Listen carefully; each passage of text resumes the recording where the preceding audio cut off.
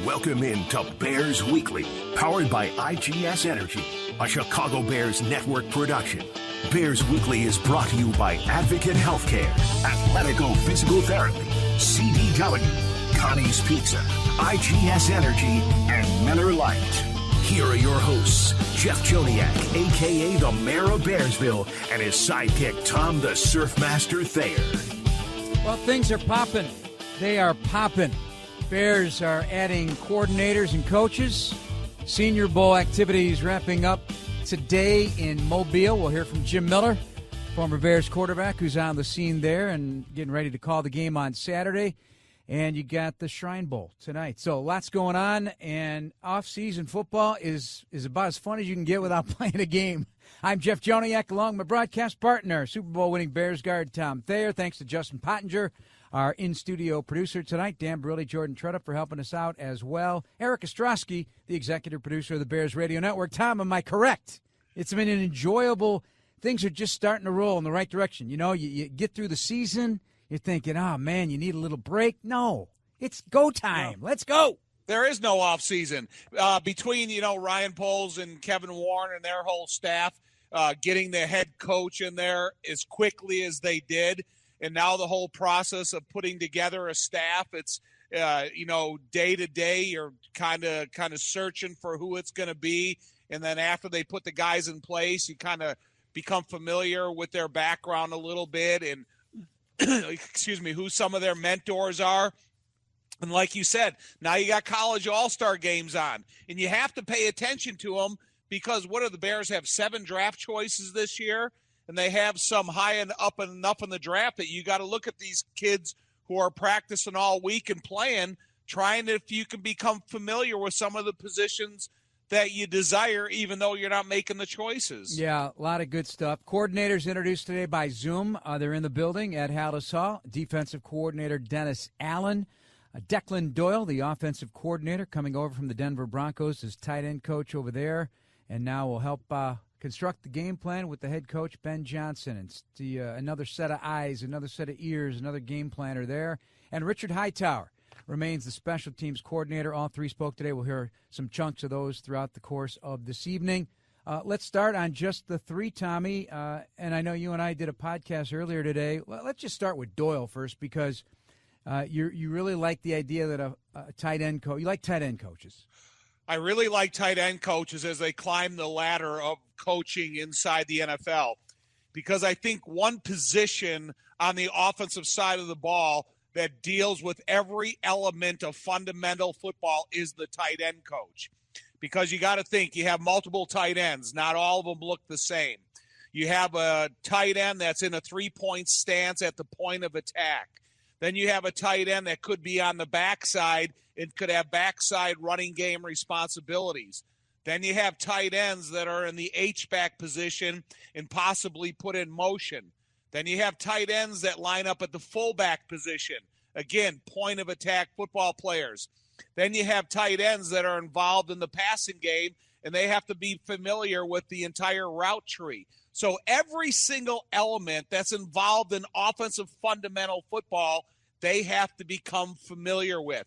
And so when you're talking about their inclusion in the entire offensive game planning, I think they really benefit from being a tight ends coach before they ever get elevated to that offensive coordinator position. From Mobile, Alabama, and former Chicago Bear quarterback from SiriusXM NFL Radio, Jim Miller, covering practices all week there. Jim, thanks for joining us. I know you're swamped over there, so appreciate it. We're just talking about the three coordinators introduced today. Declan Doyle on the offensive side, Mr. Hightower back on special teams. And I want you to talk about Dennis Allen. I'm sure you've interviewed him many a time as a head coach, 2 head coaching positions.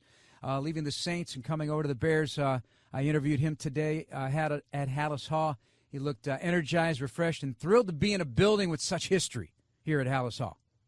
Yeah, I mean, obviously Dennis Allen, he's a very experienced coach obviously at the defensive coordinator level. Yeah, he's had a couple of failed stops as a head coach. And, part of it was some things weren't right out in at that point, it was the Oakland Raiders at that point. I'd say the same thing for New Orleans. Obviously, there was a transition from Sean Payton to Dennis Allen. And, it didn't work out. But he is very decorative. If you were to go look at his defenses, he has some of the best numbers against Tom Brady. His defenses have always been fierce, and that's why I think he was selected. And obviously he's got a relationship with Ben Johnson. And I would say the same with Declan Doyle. Doyle is a very good coach, but I think we know a lot of the offense is going to go through Ben Johnson is going to be my take on that. Yes, they are constructing it. And my impression of Declan, a very intelligent young man at 28 years of age. I know it sounds crazy, but he has been coaching for 10 years at different levels, of course, and different teams. But he got the coaching bug, and he's diving right in. Jim, have you met him before in the past? I have not. I've met his dad, obviously, with what went down at Iowa and, down in Jacksonville with him. But, it's not the whole story. I don't think the whole story came out. But Declan's got nothing to do with that. He's an excellent coach. I know there's been some backlash, but he is a fine coach, and he's going to be very good, and he's going to continue to grow. And like I said, a lot of it is going to be Ben Johnson. And Tom Hightower also very excited. And you know what impressed me about Richard Hightower? The connection he has with his players. Those guys come from both sides of the ball, obviously, save for the operation, the kicker, the punter, and the long snapper, but he's really developed a deep relationship with these guys. There are impact players on that side of the ball, and, it's another set of eyes and ears that have been here that can really, as you said, kind of take the baton from the past and introduce Ben Johnson to some of the intricacies of what's in the building and from a player perspective. Well, the first thing I would do is I would sit down with Ben Johnson and Declan Doyle and Dennis Allen, and I would sit in a room with Hightower, and he would have the floor, and he would kind of explain a little bit about each and every one of these players that I need to get to know with a pre-introduction before you ever shake hands or meet him face-to-face, see him on the field, see him in the meeting room. And you give me a little bit of an understanding of who they are, what they're about, what they need to improve at, and what is their strengths and their concerns. Because I think when you are a special teams coach, a lot like a tight ends coach, you work with every element of professional football, fundamental football. And so I think the biggest asset right now is having a guy like Richard Hightower in the building that can cut to the chase and expedite the introduction of all these players to the head coach and to the coordinators. One of the things that I'm also picking up with their laying down, Jim, is that they're all talking from the same playbook, so to speak. So that what they want, and everybody wants this, obviously, but you got to speak it into existence. Tough team, physical team, attacking, aggressive, communicative. Any word you want to throw on the table that would imply, hey, we're gonna be a tough out when you come to Soldier Field, or when we come into your building. And we're going to build a winning culture based on those principles. Well, all those things that are said, you got to make sure you do it right away. If you're going to say those things, you better expect it, you better demand it. And I think we know from recent experience that it wasn't demanded, and that's why an offensive coordinator was fired after 9 weeks, because it wasn't done right the first time when it was installed. So if you're going to talk big like that, you got to back it up, you got to follow it up, and you got to do it every single day where it becomes rote memory, so to speak, that you know what the expectation level is, what your job is, and what you have to do to execute to get it done. Tom, how impactful will it have been for Declan Doyle to be what he is being now for head coach Ben Johnson when he observed Joe Lombardi and Pete Carmichael in New Orleans to help out the offensive coordinator, help out the head coach by being the offensive coordinator but not the play caller? Listen, I think every observation that you have during the course of a football season, when you sit in meeting rooms with whomever the position coach is, the offensive coordinator, the head coach, the special teams coach, you better take something from every single time you're amongst the entire team. And you had to learn a lot from Sean Payton, and you learn a lot from every stop that you've been at. And I think that's when you look at these young developing coaches. Ben Johnson's 38, and Declan Doyle's 28. Even though there's a 10-year separation, you think of everything that Ben Johnson has learned in that 10-year period and what Declan Doyle's going to learn in the next 10 years, but how much he's learned up until this point, because he is a lifetime decorated, invested coach. And I think from the time that you get your first job, that you start putting information away. And it's like Ben Johnson talking about when he was the what's the coaching title, the operations director, or what he was on the offensive side of the ball when he first got to Detroit, and how much he invested himself in that position. And then he got into to be a position coach, and then he just continued to climb that ladder. I think every one of these coaches, Jeff, that we got to know, and Jim, over the last 30 years, when you're getting ready to invest the rest of your life in being a football coach, you're taking something from every single stop, every single step that you take. All right, excited about taking all these guys to the next level. That's Tom Thayer. I'm Jeff Joniak. Jim Miller with us from Mobile, Alabama. Coming up next, we'll hear some of the news conference with defensive coordinator Dennis Allen today on Zoom. We'll also get Jim's perspective over the course of the show tonight on what's been going on down in Mobile. Who's looking good and who could be potential candidates for the Chicago Bears down the road. This is Bears Weekly on ESPN 1000 and the Bears Radio Network.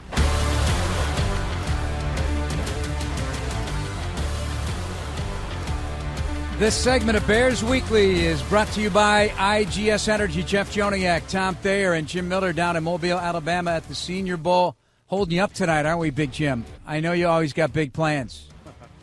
No, we're staying in tonight. We're all good. We got a lot of work to do tomorrow. Yes, indeed. What has been your impression of how it's worked out this week? Tom and I talked about it today. We've both been obviously watching it intently. I think it's been my opinion only. I'll let Tom speak for himself. Jim, the line of scrimmage has been fun to watch on both sides. Some really fun battles. I thought the practices were very well done, and a lot of competition, a lot of team drills, a lot of really good evaluation for scouts. What's your thought? Yeah, there's in the trenches, it's really good down here. A lot of good offensive linemen like Emory Jones, the left tackle from LSU. He really has done a nice job. Obviously, the big name that everybody's been talking about is Caleb. You know, this guy is just Gray Zabel, is who I'm thinking of. Gray Zabel from North Dakota State. This guy is pretty much stalemated everybody. He's been ragdolling guys, and here this is an FCS player, and he has physically looked the strongest as an offensive lineman. I think he'll project as a center. He can play four positions, but I think he'll be a center at the end of the day. On the defensive side of the ball, pass rushers have been great. Guys like Walter Nolan, down here from Ole Miss, he has shown his wares. Unfortunately, Mike Green just backed out of the game. He's had a great week out of Marshall. He's also an undersized pass rusher, has done well. And then you got big guys on the D-line, like Jamari Caldwell from Oregon. He carries a lot of beef at 340. And Deon Walker as well from Kentucky has been a load as well as a defensive tackle. You know, Jim, as much as I like to watch the offense and defensive line, and I paid attention to them all week, there's always the position of quarterback at all-star games interests me because they're not the marquee guys, but you know one of those quarterbacks is going to make an NFL team, and then eventually they're going to create an opportunity for themselves. And I'm not overly enamored with the Notre Dame kid, Leonard. He's a hard kid. He runs the ball hard. I like the guy from Louisville. The guy from Ole Miss interests me. But if you look at all the quarterbacks that have been down there this week, is there any one of them that you think could possibly make an NFL career for himself? I think this is a pretty bleak group. I think Jackson Dart, who you mentioned from Ole Miss, because he's well coached by Lane Kiffin, he knows a lot of the X's and O's and what NFL offensive coordinators are looking to execute just from Lane. But I don't think his arm is overpowering or anything like that. He may work, he's probably going to be one of the top quarterbacks, I would think, at the end of the day. And I know a lot of people are enamored with him. I get enamored by this, though, Tom, is Taylor Eggersma. He's from Laurier College up in Canada. He's never even played American football. He's always been 12 on 12. So the Ohio State quarterback backs out. He now comes down here. He gets an invite because of his arm. I'm telling you what, man, the first day he looked lost, Today and yesterday, he did not. He's got a big arm, and he can make plays. And I would be interested in this guy if I were a team. And you don't have to take him high. He could be a 6-rounder. He could be a Purdy or something like that because he's new to the game. You put him on your practice squad for 2 years, let him develop. He's got an elite arm. I'm telling you right now, he's got an elite arm. He's something that maybe he needs to be looked at a little bit more. Yeah, Taylor Elgersma from Laurier, he threw for 4,000 yards and 40 touchdowns in 24 there at the college level. They're saying it's like the FCS level, but, one of the names that popped up was Tyson Bagent, guys that, have a really good athletic background and have that competitive fire. And he's quoted as saying, Jim, I'm going to give you a competitive fire that is unmatched. I love every part of this game. And, there's been all sorts of connections with this guy. For example, Drake May, Bo Nix, trained by the same place he's working with, quarterback country. And that was all pre-draft, so he's getting really good coaching. His coach was Ben Neal. I'm sure you've heard of him. And a lot of good things. And he's 6'4" and 3/8", 216. So he's a big quarterback. Yeah, he's somebody. Think about what I just said. He has never played American football. Right. And he comes down here. I would be uneasy. Tom, would you not be uneasy when you don't know the rules? Think about it. Canada has a wider field. They got deeper end zone. Receivers are in motion. They only play on 3 downs. They play with 12 players, not 11. And this guy comes down here and says, I talked to him. I said, well, didn't you feel uncomfortable that you come down here and it just really be bad? He goes, I don't care. He goes, I don't care. I'll learn it. I'll figure it out. He goes, I'm going to come out here and compete. I like that. And he has not embarrassed himself at all. Jim, you brought it up, though. I think if you're a quarterback that has arm confidence, even though you shrink the working atmosphere, you still have confidence in what you can do once the ball is away from your fingertips. So I got to imagine if he's playing on a field that's 53 yards wide or a field that's 110 yards long, he's still going to have that self-confidence. And that's what I like out of a guy like that. And I'm glad you brought him up because I haven't been floored by the quarterback talent, but I would like to see that guy that's really the dark horse in all the quarterback competition, have the confidence to form some type of way to get into the NFL. Yeah, let me throw this at you, too. You talk about drilling down on things. Seth Hennigan, the quarterback at Memphis, he is the only FBS quarterback that remained the starter with the same team he signed with out of high school for all 4 years. That's crazy. But let me tell you this. So I dig deeper. His grandpa played in the NFL for the Lions and Jets. His grandfather, Mike, he was the captain of the 1963 Northern Illinois 10-0 football team that outscored their opponents 337-97. With George Bork was the first college quarterback to throw for 3,000 yards. Do you remember this name, Tom? George Bork? I do not. Well, he played at Arlington High School, but he also played for the Chicago Owls. They were a pro team at Soldier Field before the Bears took it over from 1967 to 69. I looked up the Chicago Owls. You can actually buy a jersey, the Chicago Owls. But anyway, Bob Kuechenberg played on that team and later became a 14-year great for Don Shula's. Notre Damer. Rudy Kuechenberg was his brother. He was on the Bears. Like, Jim, these connections of football. You go from Denton, Texas to the Chicago Owls. I can't get enough of it. Yeah, it's a lot of, it's fun. I'm down here, Roman Oven, who I played with in Tampa, his son is playing in this game. Jason Taylor, the great Miami Dolphin Hall of Famer, his son is playing in this game. So, yeah, it dates you, but, it's good. It just tells you that football it's important in the family, and plus even for outside of our country like Canada, there's more and more players that are interested. We know the NFL has set up academies in not only the UK but also Australia.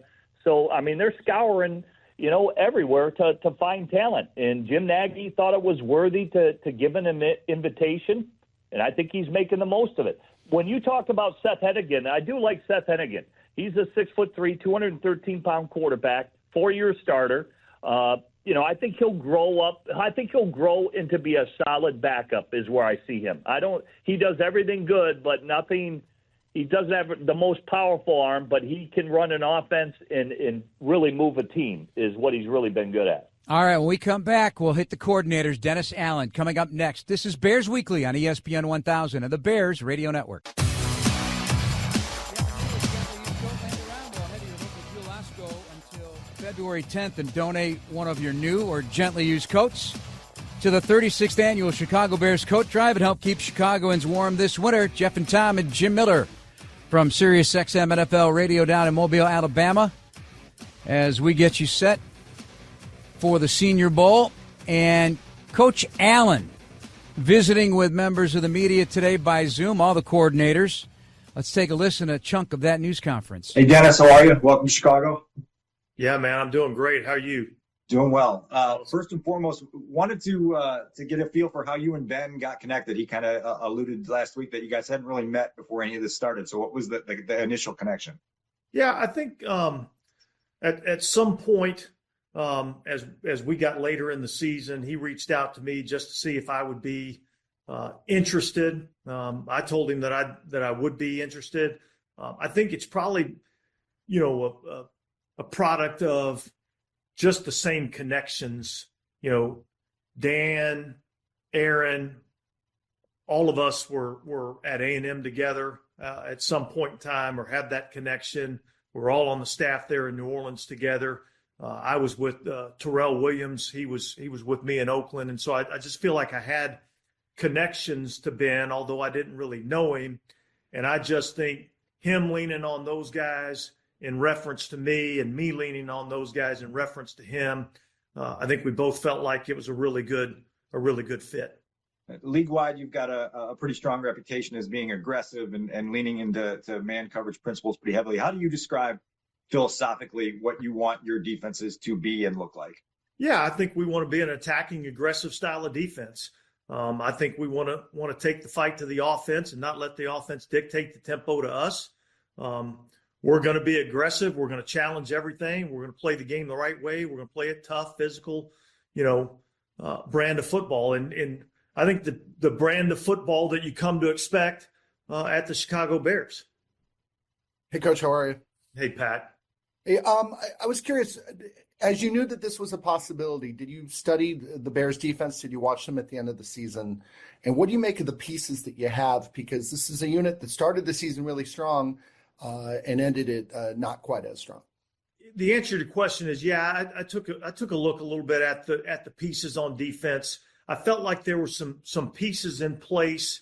In particular, I think there's some things that we have to have in the secondary that I like. I think there's some pieces at linebacker that I'm encouraged by. I think there's a couple of spots up front that I feel like we've got some players. So I think the foundation is defensively. And I think, look, when Ben asked me if I would be interested, there was a couple of places that I felt like had the pieces in place to potentially be a really good football team.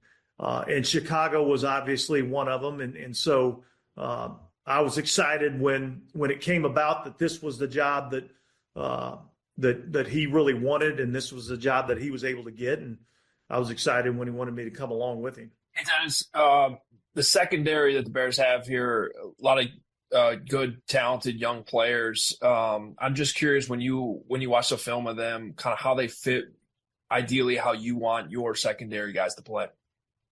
Yeah, look, I think when I came in here and I looked at the board and I really saw who we had, and you get a chance to see what the measurables are. Like, I think there's a lot of things that I like. We've got some size and length at the corner position. I like the fact that they have some man coverage ability. I think we've got some versatility at the safety position, and so I see the fit. I think Kyler Gordon, I think is an outstanding nickel player. So I have a vision for how we can utilize him, and so I think the foundation for what we want to do is there. And then I'm just excited about finally getting these guys in here and us having an opportunity to work with them and seeing exactly what we have, and then we've got to be creative on how we want to use them. Yeah, so that's just a snippet of the news conference. His defense is top 10 in scoring 4 straight years. Before, they were 19th in 2024. Top 7 or better 3 years from 2020 to 2022 in yards. Tom and Jim, your analysis of what he had to say, dabbled around some of it as he tries to get to know the roster.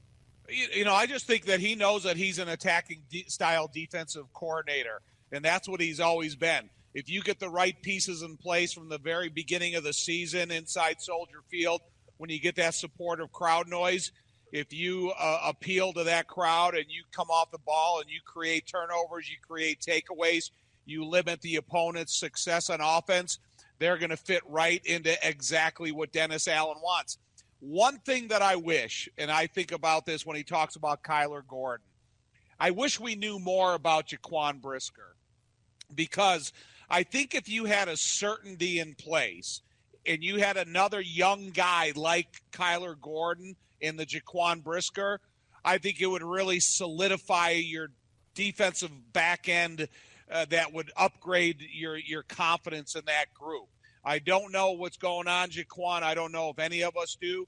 However, I like Dennis Allen's attitude. I've always liked him as a defensive coordinator. I think he likes that attack styling defense, and I think he complements crowd noise when he gets it. Well, I think for Dennis, and Tom kind of touched on it there. One, I think he identifies the personnel already. He says there's a good foundation already there. There's stuff to build from. He sees a vision. And because all the things that Tom just said, when you look at, Brisker, they're going to play him a lot down by the line of scrimmage, much like they did with Tyrann Mathieu there in New Orleans. Brisker, Kyler Gordon, who we mentioned, he knows his blitz ability. And they had a good man-to-man corner down there called Marshawn Lattimore. They just traded him to the Washington Commanders not too long ago. So he knows the pieces to the puzzle. And I think that's what intrigued him about joining the Bears, because the Bears have drafted well and developed those players that he's talking about. There is a lot of length when you trade for Montez Sweat and what he can do. And you look at the linebackers. They're long and lean, especially when you look at Edmonds. So I think he sees there's a lot of good pieces that are already in place that he can get this. Well, they were already up and running, but he's going to add some tweaks, and to me, it's going to be a lot better. The numbers speak for himself. You mentioned the scoring numbers. Go look what he did against Tom Brady. Tom Brady's worst numbers in the NFL are against Dennis Allen.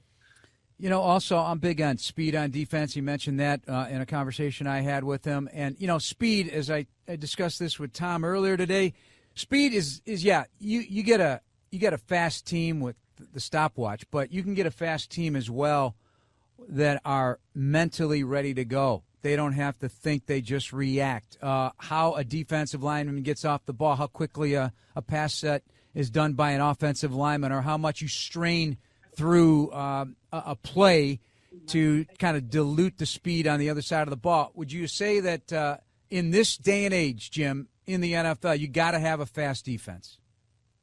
Yeah, I think you got to have a fast defense. They got to be able to react, because there's so much misdirection. You look what Kansas City is doing, and some of the other teams like Washington, where they spread you out. They can get you flowing pretty good, but big and physical can beat speed too.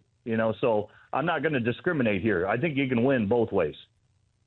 One thing I would like to do is I would like to take, when you talk about speed of a defense, I would do a little exploration. I would take a guy like Gervon Dexter, and I would see, okay, Gervon Dexter, what can you do on first and second down rushing from the outside?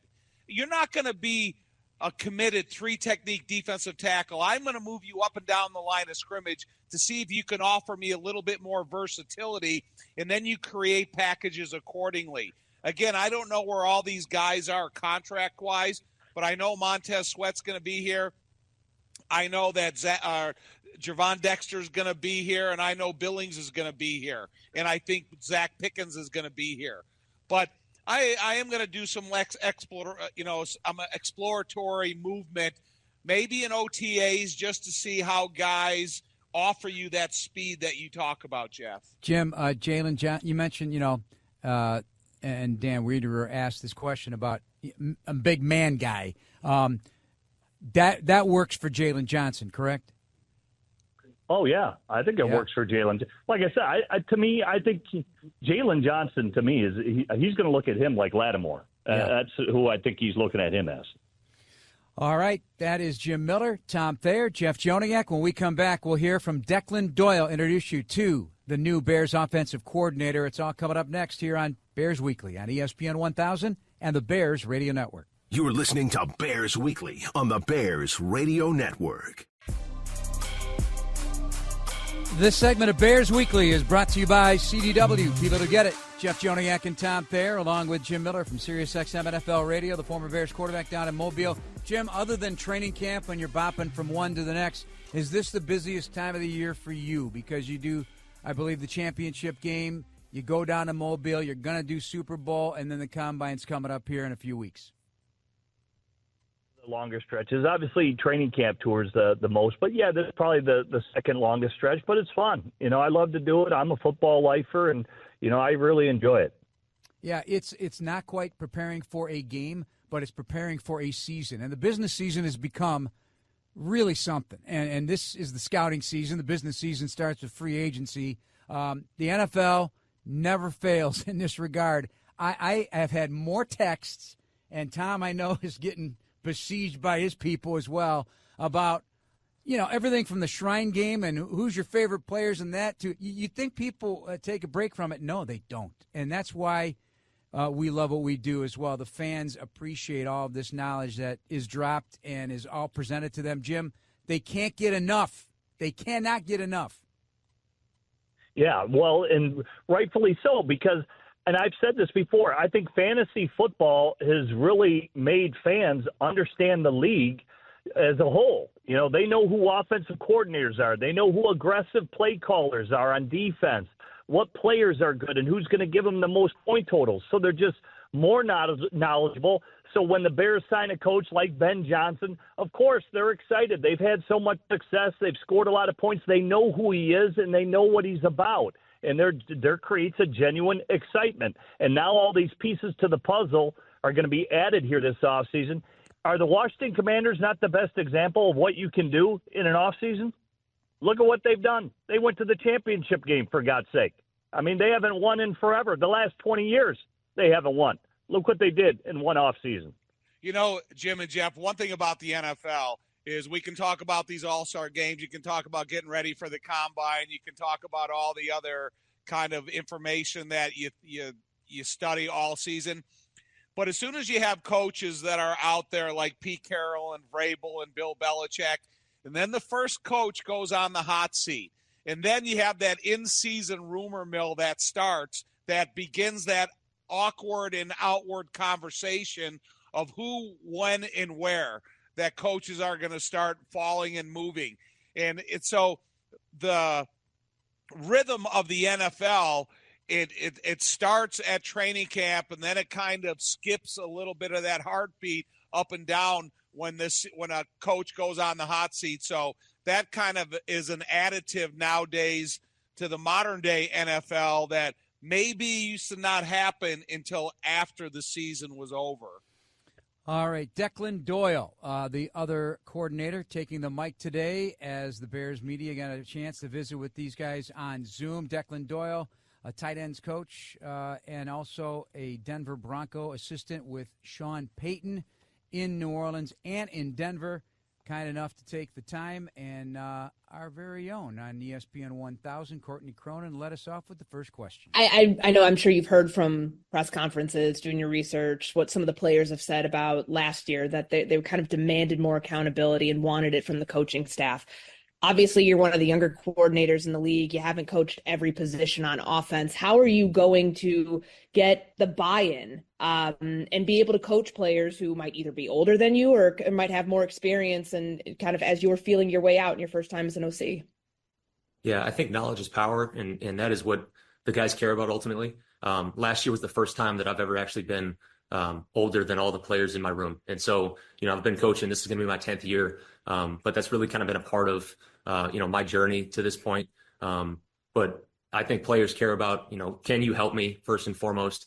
Can you put me in a position to be successful to help the organization and my family? And And that's earned, like you have to put in the work and earn that trust and that confidence.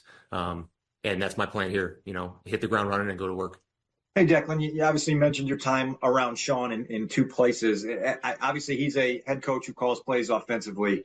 I'm curious what you learned the last 2 years about how Joe Lombardi was a resource for Sean in that relationship. And then you're obviously further removed in New Orleans, but Pete was a right-hand man for Sean for so long.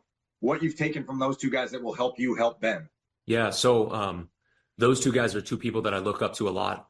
They've had huge impacts on my life, Joe and Pete. And I was actually talking to Ben about that during the interview because it was like, basically my entire time, 5 of my 6 years in the NFL, there's been this position that was Pete and Joe. The biggest thing is high levels of communication from, that position, the ability to utilize all the resources within the staff and give very direct not only messaging, but direction to what we're trying to accomplish. The biggest thing is that you're on the same page as the play caller. And so me and Ben are going to have to spend a ton of time together diving into film, and I'm really, really excited to go do that. And to make sure that I see the game the same way he sees it, to be able to orchestrate it and set the table for him and, really make sure that we're doing it the way he wants to do it. Hey, Declan, how are you? Doing good. How are you? I'm good. From afar, what did you see in Caleb Williams that you're intrigued by, and what did you see in Caleb Williams that you're eager to get down and try to fine tune on the other side of that? Yeah, so obviously I didn't spend a ton of time. Like I'm not in the same division. Like Ben got to see my crossover film quite a bit. We're pretty early in the process. Obviously, in the draft process, the arm talent it's crazy. I mean, it's very, very impressive. He's a very impressive player. I got to watch him a little bit when he was at USC. Didn't get a chance to watch him as much this past year. I've started to dive into him, but I wouldn't say that that's a full evaluation quite yet. I don't think that would be fair. I think the biggest thing is just the talent of the kid, the ability to use his legs. He is a tough kid. You see it on tape. Obviously the communication and all that stuff, but his second act, his ability to evade the pocket, his ability to create is a special thing. And it's something that I got to see with Bo in Denver last year. That ability to evade and put pressure on the defense and kind of be the eraser of game planning mistakes. I think that's really exciting about him. So that's a portion of the interview with Declan Doyle. Tom, a well-spoken man who has had plenty of experience despite his age in the National Football League and at the college level. Yeah, but the next step in his experience is to get to know Ben Johnson as well as he can possibly get to know him through a series of watching tape and meetings. And to me, that would be really fun, to be a coach that's come aboard a new developing staff and start learning and understanding specifically and exactly what Ben Johnson wants in the details of his offense. So when he does stand in front of the players and he starts giving out this information, he knows exactly what and when to say it and how to say it. So I think for Declan Doyle in the next period of time, it's going to be get to know Ben Johnson and his system as well as he can possibly get to know that information, and then just continue to regurgitate it and go over it and over it again. Jim, how impactful has it been for the guys that are head coaches that are play callers to have somebody with the title of offensive coordinator? You bring in a passing game coordinator, you have a quarterback coach. How impactful has that been? And as most teams are doing it this way, I would imagine now.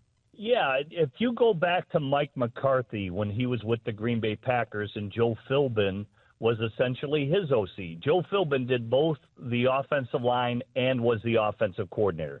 So he would put together the game plan during the week. Hey, here's the run game. Here's the pass game. Then about Thursday evening and really Friday, they got in. They really started talking the game plan. Hey, coach, this is what I'm thinking you should call here in this situation. This is what I'm thinking here. And then by game time, once they had talked through the game plan, Mike McCarthy was ready to go and saw the vision of Joe Philbin of how the game should be called. And I think that's typically, like I said, that's kind of how teams are doing it now. A lot of teams, and I think Ben Johnson will have that same structure. So Doyle will be carrying the heavy weight, and certainly Ben Johnson will be calling the plays that hopefully result in a lot of wins. Yeah, when I talked to him as well, he's very intrigued by the talent here, obviously. And one guy, Tom, you mentioned this a few weeks ago. We never got into it when we talk about the talent. We know what DJ can do. We know Cole Kmet, who, by the way, Doyle thinks that he has been underused. So, and that I'll be excited to see what they do. But how about Roma Dunze? Because what he put up, pretty good numbers, given the number of talents that had to touch the football, got over 100 targets. What did he prove to us this year in terms of his future, from your perspective, Tommy? To me, I think he's a multi-dimensional receiver because a lot of these receivers that come in, whether in the draft or on a team, they get tabbed, or you're an over-the-top threat, or you're a crossing route intermediate red, or you're a short to 8 yards off the line of scrimmage. I think Roma Dunze is capable of running every single route that can be offered to an offense and a wide receiver. I think he's fast enough to take the top off. I think he's tough enough to go across the middle. I think he can catch screens, and he's proven that at the line of scrimmage. He can run jet sweep. So I think Roma Dunze, his upside is unlimited. It's just how creative can this new coaching staff develop his uses inside of this offense. All right, we're going to take another break here. One more to go, another segment. We'll continue to look at the Bears coordinators with Richard Hightower. He's coming up next with Jim Miller and Tom Thayer, Jeff Joniak here on ESPN 1000 of the Bears Radio Network. This segment of Bears Weekly is brought to you by Athletico Physical Therapy. Visit athletico.com to request an in-clinic or virtual appointment and start feeling better tomorrow. Jeff and Tom and Jim Miller from SiriusXM NFL Radio. Richard Hightower back as Bears special teams coordinator with the insight that we alluded to earlier in the show. How can he be an asset for head coach Ben Johnson right out of the gate? Yeah, I mean, I feel like, this is my third time with a first-time head coach. Obviously, when I came back to this regime, that was with a first-time head coach. My time in San Francisco helping, Kyle Shanahan as a first-time head coach, getting that program turned around. I think I could be an asset. And the main thing is they feel I could be an asset, which I'm honored, to obviously George, Kevin Warren, Ryan Poles, and Ben for believing in me. And I can't wait to help, onboard this process. Hey, Richard, what's been the process like in terms of the last couple of weeks? Ben gets hired, the staff starts to gets formed. What were your interactions like? Have you had many in-person, virtual meetings just with the head coach that you're now going to be working with about the structure and plan for the offseason for coordinators? Yeah, I tell you what, when I sat down with Ben, it was clearly evident from the get-go that this was someone that I wanted to work with and somebody I wanted to work for and be a part of his staff. The players here, really enjoy the players here, really enjoy hearing Ben's vision. He was clear and concise from the get-go and very transparent about everything that was occurring. So his passion for special teams really was exciting to me. And not only for special teams, but connecting all three phases together, playing complementary football was just really exciting to me. So I'm excited to be back and help these guys reach the next level. You mentioned about Ben's vision and wanting to work for him. Can you expand on that a little bit? What type of vision is that, and why do you want to work for him so much? Yeah, just really, Ben has an aggressive mindset, and I love that. Really love his aggressive mindset and all of the things that he talked about he wanted to do. And really what people don't understand about special teams is when you have that aggressive mindset on special teams, quite really is what he's been around, But when you have that aggressive mindset on special teams, it helps the other two phases. It helps your football team so much win games. So that was really intriguing and exciting to me. So I'm fired up for that. Yeah, it sets the tempo of the game sometimes. Final thoughts, Tommy, on the trio and what's next in terms of the staff. There's going to be there's a lot of good names already in the building. Antoine Randall is one of them, a veteran who's only he's played, obviously, a player, a local guy, and a guy who's got a lot of experience now as coach. Listen, it's going to be Ben's offense. Dennis Allen knows the defense as well as anybody in the league. and Richard Hightower understands special teams. So a lot of that learning curve, I think, is expedited just by the hirings he's made already. And I think all the pieces are getting put into place. Now we need to see what a couple of other hires are going to be. Jim, any final thoughts? Well, I'm just excited for the Bears. I think they got this right. I think the Bears fans should be excited. This is a really good staff that's being put together. And I just think the attention to detail will be there. I think it'll be there on the offensive side of the ball of where it needs to be. And that's what all Bears fans should be excited about. All right, give me one position group you're going to enjoy watching on game day at the Senior Bowl in Mobile. It's going to be receiver, and it's going to be Tez Johnson, the Oregon Duck receiver.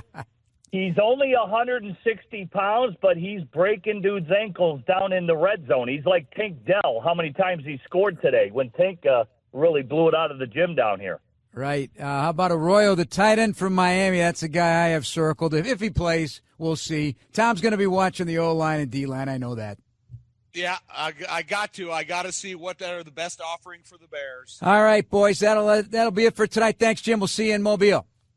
All right, guys. Good to be with you. That's Tom Thayer. I'm Jeff Joniak. Thanks to our producers. Coming up next, we've got Bleck and Abdallah. This has been Bears Weekly on the new radio home of the Bears, ESPN Chicago. Have a great night, everybody. Enjoy the show. Thank you for listening to the Chicago Bears Network presentation of Bears Weekly, hosted by the Mayor of Bearsville, Jeff Joniak, and Surfmaster Tom Thayer. Podcasts are available on the Chicago Bears official app, brought to you by Verizon and Apple Podcasts. Bears Weekly has been brought to you by Miller Lite.